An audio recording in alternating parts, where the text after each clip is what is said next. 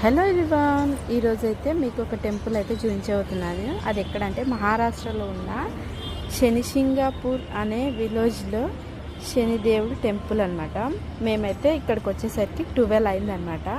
ఆ టైంలో కూడా ఇక్కడ ఓపెనే ఉందన్నమాట టెంపుల్. ఇక్కడ ప్రత్యేకత ఏంటంటే అసలు దొంగతనం అనేది ఈ ఊర్లో జరగదన్నమాట. నైట్ టైంలో కూడా అసలు డోర్స్ ఎవ్వరు క్లోజ్ చేయరనమాట. అదే ఇక్కడ ప్రత్యేకత. మేమైతే 12కి వచ్చి దర్శనం అయితే చేసుకున్నాము. ఇక్కడ బ్యాంకులు కానీ ఎక్కడ బంగారం పెట్టినా కానీ ఇంత కూడా పోవన్నమాట. ఎందుకంటే ఇక్కడ దొంగతనం చేస్తే ఏదో ఒక రూపంలో శనిదేవుడు వచ్చి శిక్షిస్తాడని భక్తుల నమ్మకం అన్నమాట.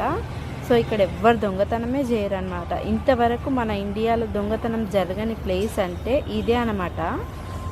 ఇక్కడ ఎవ్వరు వచ్చినా కానీ దొంగతనాలు జరగవు.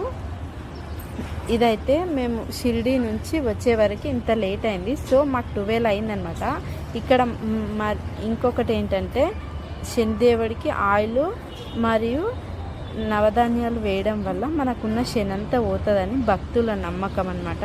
సో మేమైతే ఆయిల్ నవధాన్యాలు అయితే వేసి దర్శనం చేసుకొని అయితే వెళ్ళిపోతున్నాము. ఇక్కడైతే నవగ్రహాలు సూర్యదేవుడు టెంపుల్ అయితే ఉన్నాయి.